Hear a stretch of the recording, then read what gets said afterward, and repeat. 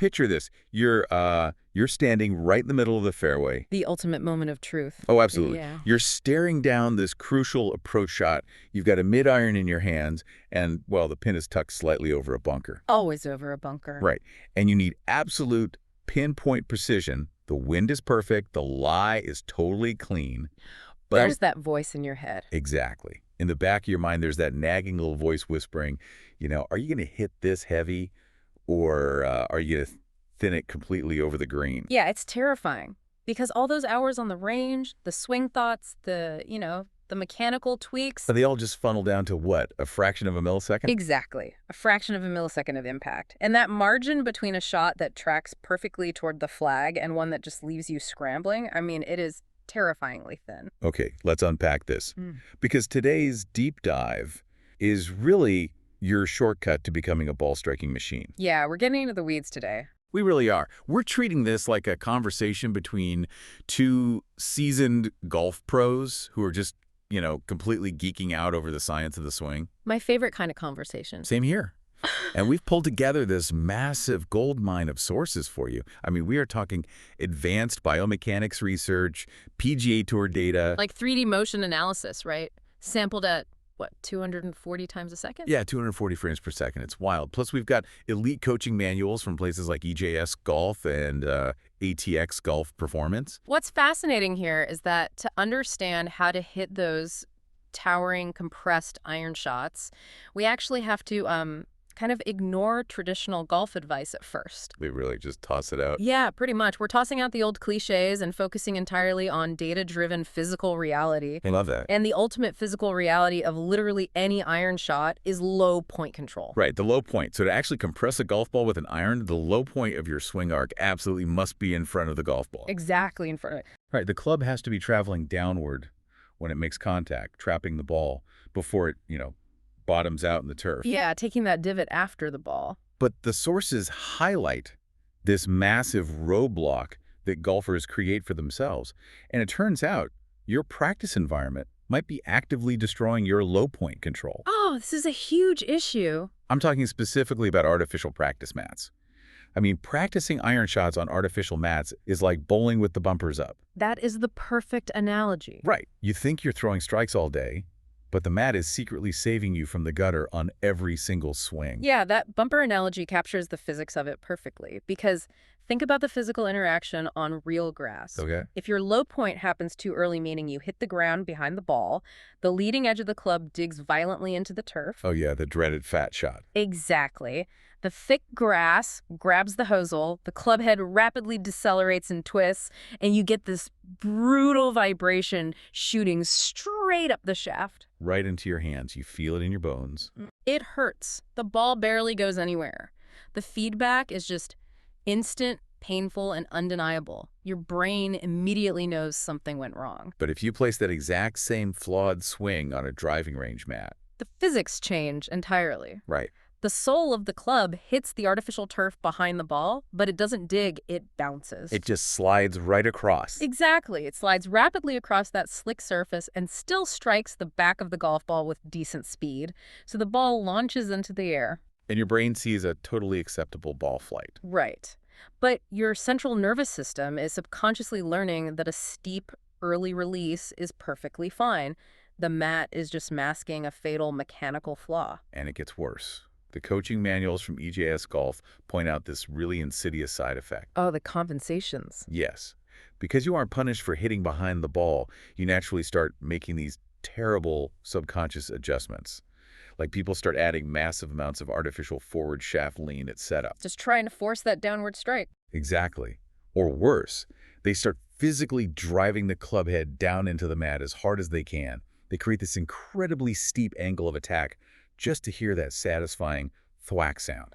Yeah, and you end up building a swing that relies on a trampoline effect from the ground. A trampoline that completely vanishes the second you step onto a real fairway. So true. So to rebuild your low point sensitivity, you have to introduce constraints that simulate the unforgiving nature of real grass. Like the towel behind the ball trail, right? That one is fantastic. You just place a towel or even like a flat sponge at about 6 inches behind the golf ball on your target line. I've actually used that towel drill, And it is brutally humbling the first time you try it. Oh, it really is. Because if you cast the club or fall backward or let your low point shift behind the ball at all, your club head will strike the towel before it ever reaches the golf ball. It's instant feedback. Another great constraint from the sources is the alignment stick forward press drill. Right, that's a classic. You place an alignment stick in the ground a couple of inches ahead of the ball, angled slightly forward. The objective is to strike the ball cleanly, without your club shaft or your hands hitting the stick on the follow-through, It basically forces your hands to win the race to impact. ensuring that crisp downward strike. Yeah. But I want to push on this a bit. Sure. How do you actually take this low point awareness from a controlled practice drill to the actual course without your brain just completely freezing up over the ball? I mean, standing over a real shot with a dozen mechanical swing thoughts is usually a disaster. Oh, absolutely. The key is understanding that fixing a steep angle of attack isn't just a mental cue you can think your way out of. Right. You actually have to change the physical geometry of your body through impact. What do you mean by physical geometry? Well, when golfers get too steep and chop down on the ball, it's almost always because their chest dives forward, like right toward the target line. Oh, I see. The structural fix for this is maintaining right side bend. Meaning, for a right-handed player, the trail shoulder has to be significantly lower than the lead shoulder through the impact zone. Precisely. Right side bend stabilizes your axis of rotation. It keeps your head behind the ball and naturally shifts the bottom of the swing arc forward. Okay, that makes sense. And paired with that side bend, you really need to shallow your hand path. Golfers who struggle with steepness usually push their hands outward away from their body early in the downswing. Right, they throw their hands at the ball. Exactly. But the biomechanical data shows that to shallow the club effectively, the hands actually need to work slightly inward, closer to the trail thigh. Oh, why? Yeah, dropping the hands inward creates the physical space needed for the club head to approach from a shallower angle. So it's that physical combination, deep side bend, and an inward hand path that organically moves the low point forward. You don't have to consciously manipulate your wrists at the very last millisecond. Exactly. It just happens naturally if the geometry is right. So we've built the goal. We have the geometry for perfect contact, but now we need to build the engine. Right, the power source. How does the body actually execute that dynamic movement to generate effortless energy? I mean, we see touring pros swinging with this buttery rhythm, yet the ball just explodes off the face miles past the rest of us. It's crazy to watch, and that engine room of the golf swing is entirely dictated by kinematic sequencing and ground reaction forces. Basically how the body transfers energy. Exactly. The 3D motion analysis from biomechanists like Dr. Paul Hurrian and Phil Cheatham, they map this out beautifully. They measure the rotational speeds of the body segments at 240 frames per second. And what does the data actually prove? It proves that the sequence of energy transfer is universally proximal to distal. Meaning it moves from the heavy center of the body outward to the lighter extremities. Exactly. It starts with the pelvis, transfers up to the thorax, out to the lead arm, and finally snaps right down into the club head. And the mechanism behind that transfer is the part that, quite honestly, shocks most players. We tend to visualize the golf swing as this smooth, continuous acceleration, right? Yeah, that's what it looks like to the naked eye. But the 3D data reveals that professional swings are actually a sequence of violent decelerations. Right. Each body segment fires, and then it aggressively hits the brakes. Here's where it gets really interesting. We're always told by conventional golf wisdom to, spin the hips or turn as fast as you can through the ball. I hear that on the range every day. Right. But this high-speed data shows it's actually about stopping the hips. It's exactly like cracking a bullwhip. If you just swing your arm forward continuously, the whip just kind of drags along behind you. It doesn't snap. Exactly. To get the tip of the whip to break the sound barrier, the handle has to stop abruptly. That sudden deceleration is what forces the kinetic energy to surge down the line. If we connect this to the bigger picture, this braking mechanism is the fundamental difference between an elite ball striker and a frustrated amateur. Well, when an amateur fails to decelerate their pelvis, the energy simply never transfers up the chain. Their hips just keep spinning out, their chest opens up way too early, and the arms get stuck behind their body. And their only option to salvage the shot is to violently throw their hands at the ball. Exactly. They cast the club, lose all their lag, and usually hit it either fat or thin. So the obvious question becomes, how do you physically hit the brakes on a pelvis that is rotating at maximum speed. I mean, you can't just flex a muscle to stop that much momentum. No, you can't. You have to use the ground. The ground, okay. The ATX Golf Performance research breaks this down into an incredible three-step model for ground reaction forces. It's shift, brake, and press. Let's explore how that actually feels. Yeah. So step 1 is the shift. Early in the transition, like before the backswing even finishes, there is a lateral shift of pressure toward the target. Right. It's that subtle, classic bump of the hips. And mechanically, this lateral movement is what actually drops the hands inward, like we talked about earlier, shallowing the club into the slot. But if I just keep shifting my weight laterally, I'm going to slide completely past the golf ball. How do I stop that forward momentum? That is exactly where step 2 comes in. The brake. Okay. The lead leg, the left leg for our right-handed player, has to post up and resist that lateral force. Think of your lead leg like a massive shock absorber or a bungee cord. Okay, I can picture that. As you shift into it, the muscles in your glutes and your upper leg, your quads, they are lengthening while under tension. They're loading up, absorbing that lateral force to abruptly halt the sliding of the pelvis. This braking action creates a rock-solid pivot point.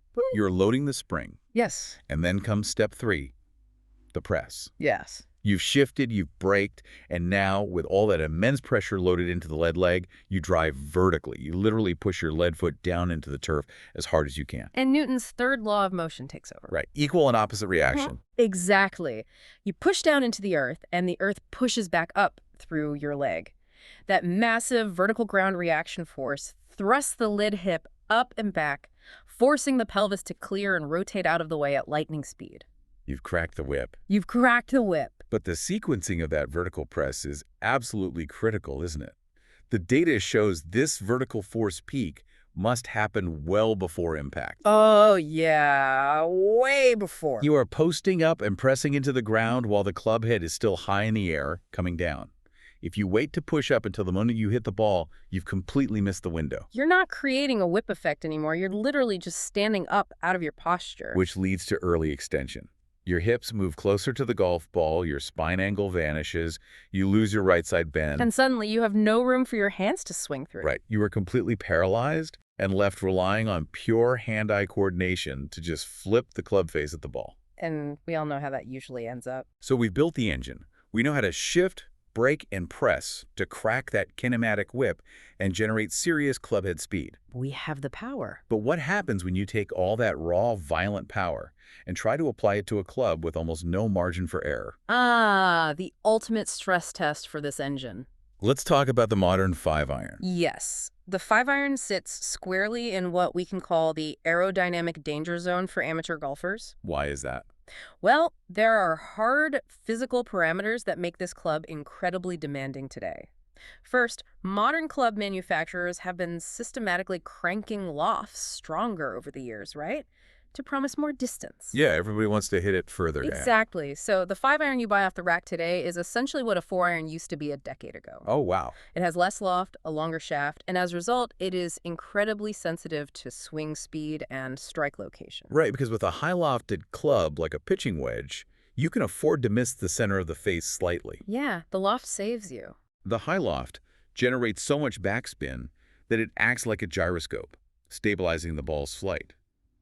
But a 5-iron doesn't have that built-in safety net. No, it really doesn't. If your ball speed drops even slightly on a 5-iron, the ball simply will not climb into the air, regardless of your launch angle. And where you make contact on that face dictates the entire aerodynamic life of the golf shot.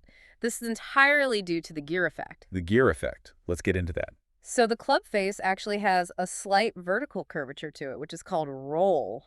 When you strike the ball away from the dead center of gravity, the club head naturally wants to twist. Let's visualize that gear effect because it's fascinating. Imagine the club face is one gear, and the golf ball is another gear interlocking with it. Okay, good visual. If you strike the ball low on the face, the force causes the club head to twist backward at the bottom. The face tilts upward. Because the gears are meshing, as the club face tilts up, it forces the golf ball to spin rapidly in the opposite direction. Downward, right. It artificially spikes the backspin. So a low face strike kills your launch angle, but drastically increases spin. Which is the worst combination. You get a weak ballooning shot that fights the wind and falls way short of the green. And conversely, if you strike it high on the face, the club head twists backward at the top, the face tilts downward, which rolls the ball upward, stripping away the spin. Exactly. It launches high, but it knuckles through the air with absolutely no stabilizing backspin, and it just drops out of the sky like a stone. To optimize a 5-iron, the sources dictate you need exactly 4,500 to 5,200 RPMs of spin to keep it airborne and piercing.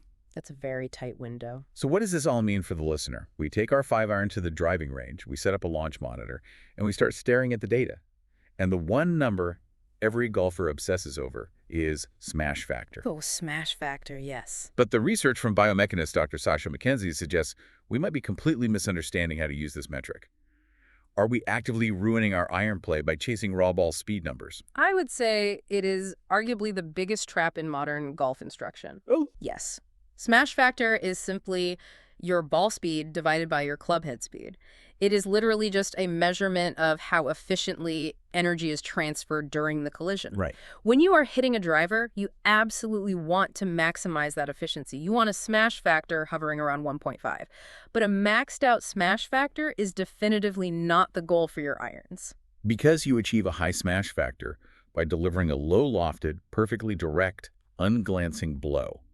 If I take a 7-iron and completely blade it, meaning I strike it dead thin, right on the equator of the golf ball, that ball is going to absolutely rocket off the face. The energy transfer is flawless. A smash factor on the monitor will be off the charts. But the actual golf shot will be a total nightmare. Yeah. It will fly low, hard, straight over the green, and probably into the clubhouse window. Your proximity to the hole will be disastrous. This is where we have to separate mechanical efficiency from scoring effectiveness.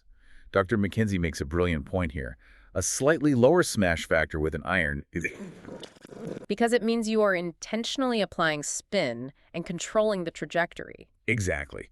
Look at a player like Jon Rahm. Jon Rahm is the perfect case study for this. He plays a beautiful, controlled fade. And to hit a fade, the path of the club head has to be moving slightly to the left of where the club face is pointing at impact. By the very laws of physics, that is a glancing blow. You are cutting across the back of the golf ball, Which inherently lowers the efficiency of the collision.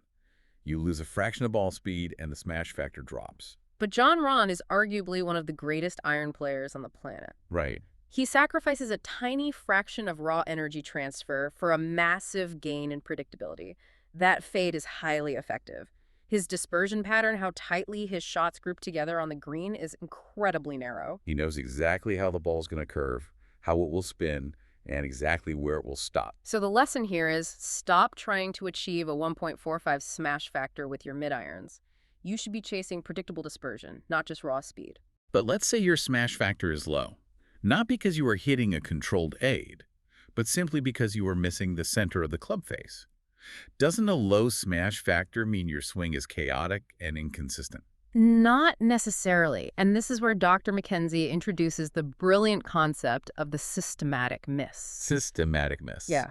We always assume that if we miss the sweet spot, our entire swing mechanics are broken. But if you actually track your strikes, like using foot powder spray on the club face, you might discover that you are hitting the exact same spot on the toe of the club, shot after shot. Oh, I see. Your smash factor is low, yes, but your strike is actually incredibly predictably consistent.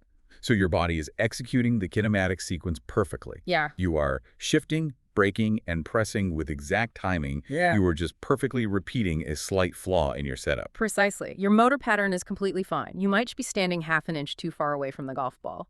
Exactly that. If you misinterpret that data and assume your swing is broken, you might spend the next 6 months completely rebuilding your mechanics, ruining your confidence, when the actual fix was infinitely simpler. Just step closer. Which brings us to our final blueprint. If you want to become a ball-striking machine, the data gives us 3 clear mandates. Number 1, get off the artificial mats. They are trampolining your club head, masking your fat shots, and destroying your low point control. Get on real grass. Get on real grass, use the towel drill, and learn the feeling of right side bend and an inward hand path to create true compression. Yes. Number 2, stop trying to just aggressively spin your hips. Power comes from violent deceleration. Learn to shift laterally, post up to hit the brakes with your lead leg, and use the ground to crack the kinematic whip. And number 3, respect the physical reality of your long iron. Right. Stop obsessing over maxing out your smash factor on a launch monitor. A slight glancing blow that produces a repeatable, predictable fade is infinitely more valuable in the scorecard than chasing raw ball speed and spraying it all over the golf course. It's really about building a machine that produces a reliable outcome, even when the pressure is on. So we leave you with this final provocative thought. Yeah, we spent a lot of time today talking about the break, the crucial moment where your lead leg has to post up and absorb massive lateral force to snap the kinetic chain. Right? But consider your life outside of golf. If you are like most people, you spend 40 hours a week sitting at a desk, your hip flexors are shortened, your glutes are deactivated, and your lateral mobility is completely compromised. Oh, yeah. Desk life ruins the swing. What if your inability to stop sliding past the golf ball isn't a swing flaw at all? What if your body simply lacks the physical mobility and eccentric strength to actually hit the brakes? That is a huge realization for a lot of players. Before you spend thousands of dollars on swing overhauls, ask yourself, is my technique failing, or is my physical chassis simply incapable of executing the physics? It is a critical question to ask if you truly want to unlock the next level of your game. If you enjoyed this content, please subscribe to our channel. It really helps us continue bringing you this type of content every morning.